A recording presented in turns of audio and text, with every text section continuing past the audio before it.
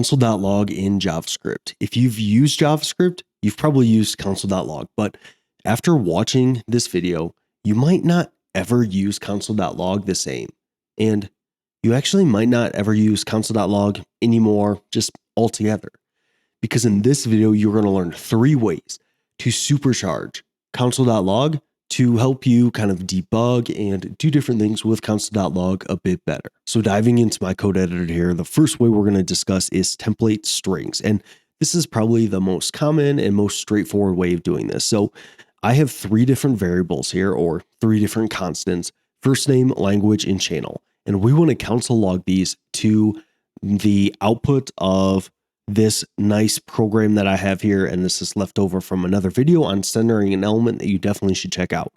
But we're going to want to output these variables or values to the console over here. So what I'm going to do this with template strings is I'm going to just do console.log. And yes, the third way here is not using console.log.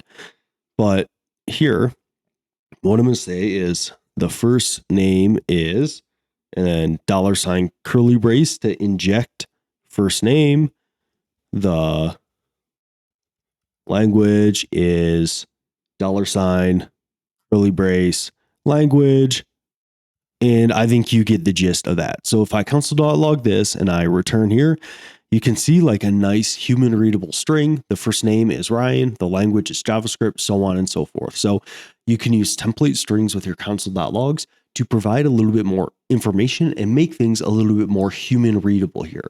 So that can be really nice, especially if you have several different values that you're console logging and they're kind of all over your program and stuff like that. But the next way I actually tend to use a bit more, and that is using an object. So let me get rid of this and let's go down to objects. So for here, what you can actually do is I can console log out an object.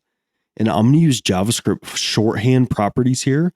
So I'm just going to put first name, language, and channel.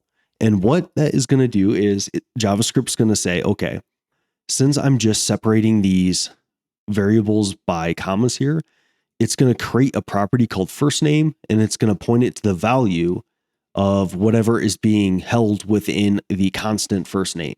So it's going to be first name, Ryan is basically what I'm doing here. And language, JavaScript. And channel, code Ryan. So we're setting this as the property name, and this is going to be the property value. And if I console log this here, what you're going to see is I'm going to get first name is Ryan, language is JavaScript, channel is code Ryan. And one reason I really like this is because you're giving a nice label to all of your values that you're console logging. Like if you're console logging several values at a time here, it can be really helpful to have the label. So let me go back and show you what this would look like if I didn't create an object and I just console logged these values here separated by commas. And now I go back to my browser. You see I get Ryan, JavaScript, code Ryan, but like I don't really know if this is just one large value here. I don't know if this is just like a template string. I don't know what variables these values are coming from. But when I use an object, I automatically get a nice label for all of my values that I console log.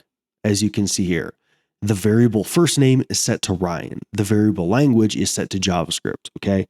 So you can use template strings and kind of inject your values of your variables within a string, or you can console log an object with your variables. But the last way is a way that I didn't really know until fairly recently, which is kind of sad to say, but you can actually not console.log, but you can use console.table. And this is actually going to output a table in your console, which is pretty cool. So I'm going to do the same thing I did earlier. I'm going to console log an object, and I'm going to do the same thing. So I'm going to do first name, language, and use JavaScript shorthand properties to console out a object here. But I'm going to use console.table. I'm going to pass that object into console.table. And what you're going to see is that I actually get an error. because it's saying first is not defined because I used the variable first name. So let's go and not cause a bug here and go back to my console. And you can actually see that this console's out a table here.